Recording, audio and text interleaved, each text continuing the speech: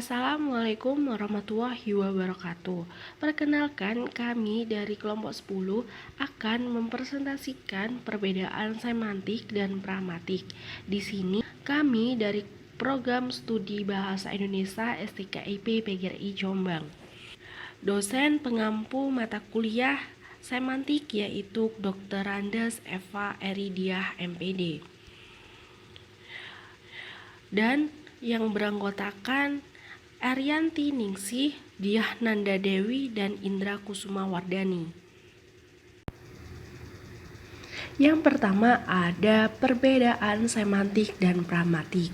Perbedaannya yaitu semantik mempelajari makna linguistik atau makna bersifat internal, sedangkan pragmatik mempelajari makna penutur atau makna dalam penutur dan bersifat eksternal yang berhubungan dengan konteks. Dengan kata lain, semantik mempelajari arti harfiah dari sebuah ide, sedangkan pragmatik adalah makna tersirat dari ide yang diberikan. Bila diamati lebih jauh, makna yang menjadi kajian dalam semantik adalah makna linguistik atau makna semantik, sedangkan yang dikaji oleh pragmatik adalah maksud penutur. Semantik menelaah makna kalimat, sedangkan pragmatik adalah telaah makna tuturan. Semantik mempelajari makna yang terkandung di dalam morfem, kata, frasa, dan kalimat yang bebas konteks.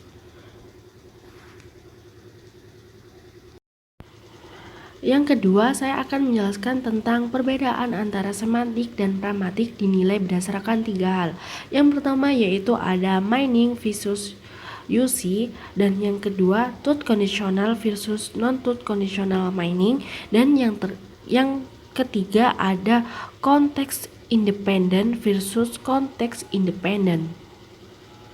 Saya akan menjelaskan tentang linguistic meaning atau makna linguistik atau bahasa, dibedakan dengan UC atau pemakainya.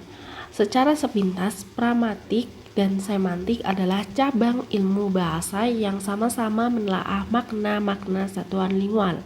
Makna linguistik di sini adalah makna yang terdapat di dalam bahasa, yang distrukturkan di dalam dan oleh sistem bahasa, yang dipahami lebih kurang sama oleh para penutur dalam kegiatan komunikasi secara umum dan wajar. Dalam pragmatik, maksud penutur yaitu bahwa sense berhubungan erat dengan suatu sistem yang kompleks dari elemen linguistik, yaitu kata-kata. Sense menitik beratkan pada makna kalimat dan berhubungan dengan makna kata. Dapat dikatakan bahwa maksud penutur di sini tidak terlepas dari konteks kalimat.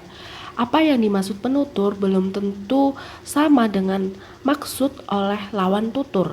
Dalam pragmatik, jika dalam pemakaiannya terjadi kesalahan pemakaian tata bahasa yang disengaja oleh penutur, maka dikatakan bahwa terdapat maksim tindak tutur yang dilanggar. Sementara itu, semantik tidak menganalisis bahasa dari sisi pemakaiannya, sehingga jika terjadi kesalahan penutur yang disengaja, semantik tidak dapat menentukan meaning sesungguhnya dari penutur tersebut karena hanya didasarkan atas meaning secara umum.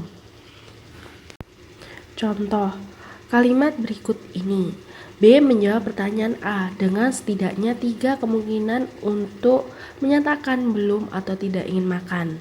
A. Siang ini kamu sudah makan? B menjawab, saya belum makan, tapi saya tidak ingin makan. C. Saya sudah makan barusan, berbohong dalam hatinya. Saya masih kenyang kok. Untuk menyatakan maksud setidaknya dapat mengutarakan dengan 2 tuturan. Yang pertama dari seorang B, secara langsung menyatakan maksud dan alasannya, dan yang kedua dari C, dengan berbohong secara tidak langsung ia menyatakan tidak ingin makan demi alasan kesopanan, dan secara tidak langsung juga mengimplikasikan ia tidak ingin makan. Untuk menjawab pertanyaan A, meskipun juga tidak dapat menjelaskan dengan sangat tepat, semantik hanya dapat menganalisis meaning dengan jelas pada kalimat B, karena kalimat tersebut secara langsung menjawab pertanyaan A. Namun semantik tidak dapat menjelaskan secara tepat meaning dari C. Karena C menjawab secara tidak langsung sehingga memerlukan pemahaman secara situasi di sekitarnya. Dan yang kedua, saya akan menjelaskan tentang truth conditional versus non-truth conditional meaning, yaitu apabila kita melihat suatu frasa atau kalimat atau satuan bahasa yang dapat diverifikasi kebenarannya. Satuan bahasa berhubungan dengan aspek-aspek makna yang bebas konteks. Misalnya ungkapan saya minta maaf. Sulit untuk menemukan verifikasi apakah orang yang menyatakan frasa tersebut benar-benar minta maaf atau tidak. Semantik berhubungan dengan aspek-aspek makna konvensional, yakni bahwa terdapat hubungan dengan tetap antara makna dan bentuk, serta semantik berhubungan dengan deskripsi makna sehingga dikatakan bahwa semantik mengambil pendekatan formal dengan memfokuskan bentuk fonem, morfem, kata, frasa, klausa, dan kalimat. Sementara itu, pragmatik berhubungan dengan aspek-aspek non-truth conditional makna, berhubungan dengan aspek-aspek yang memperhitungkan konteks, berhubungan dengan aspek-aspek makna yang tidak locked up tetapi worked out pada peristiwa penggunaan tertentu, dan pragmatik berhubungan dengan penggunaan makna tersebut. Oleh karena itu, pragmatik dikatakan mengambil pendekatan fungsional. Dan yang terakhir, saya akan menjelaskan tentang konteks independen versus konteks independen. Yang dimaksud dengan makna secara internal adalah makna yang bebas konteks. Maksudnya, makna tersebut dapat diartikan tanpa adanya suatu konteks atau makna yang terdapat dalam kamus. Sedangkan makna yang dikaji secara eksternal yaitu makna yang terikat konteks.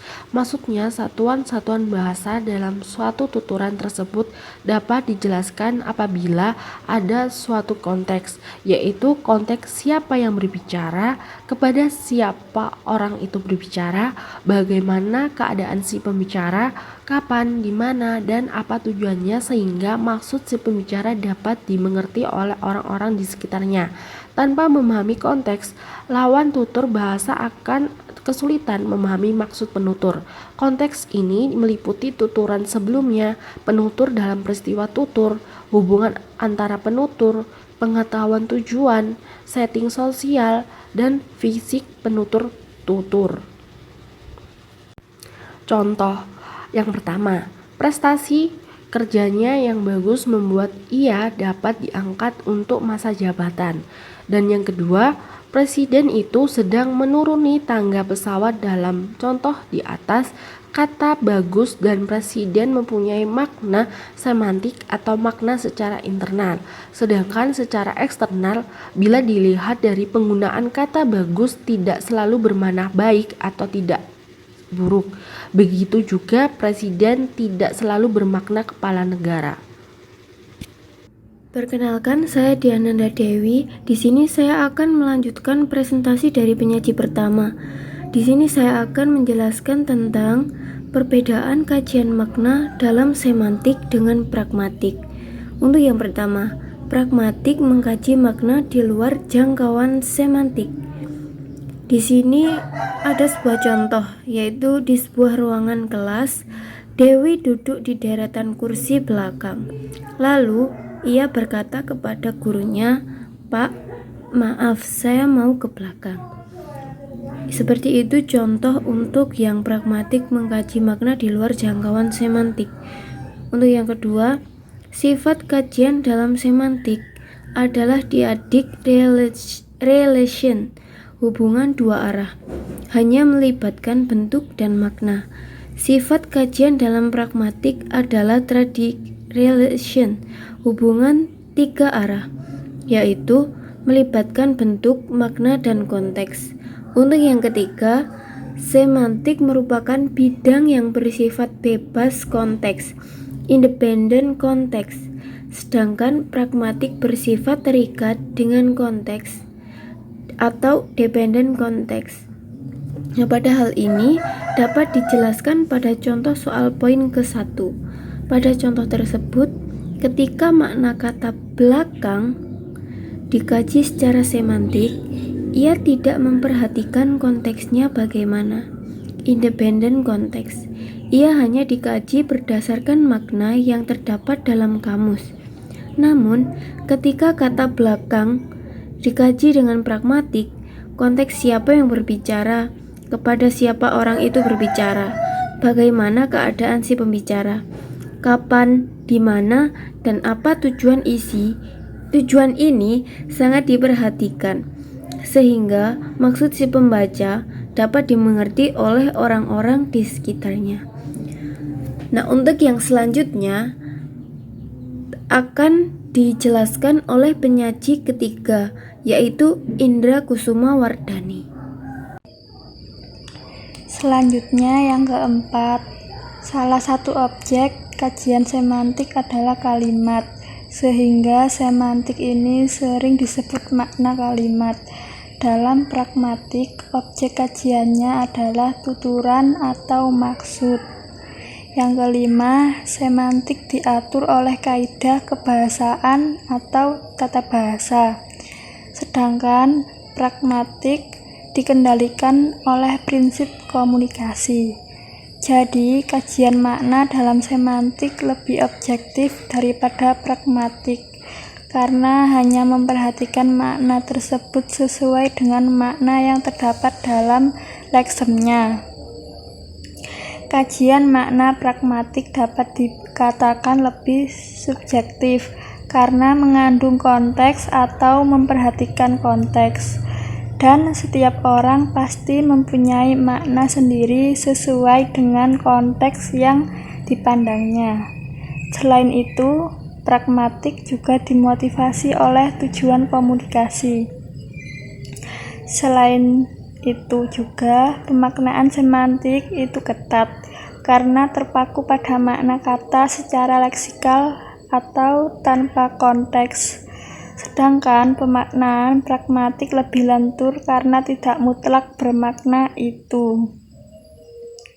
Yang keenam, semantik bersifat konvensional, sedangkan pragmatik bersifat non-konvensional. Dikatakan konvensional karena diatur oleh tata bahasa atau menggunakan kaidah-kaidah kebahasaan. Yang ketujuh, semantik bersifat formal atau dengan memfokuskan bentuk, fonem, morfem, kata, klausa, kalimat, sedangkan pragmatik bersifat fungsional. Yang kedelapan, semantik bersifat ideasional.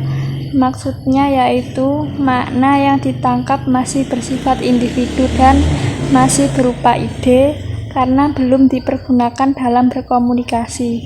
Sedangkan pragmatik bersifat interpersonal, maksudnya yaitu makna yang dikaji dapat dipahami atau ditafsirkan oleh orang banyak, tidak lagi bersifat individu karena sudah menggunakan konteks. Yang kesembilan, representasi atau bentuk logika. Semantik suatu kalimat berbeda dengan interpretasi pragmatiknya. Contoh, kawan habis makan-makan kita minum-minum yuk.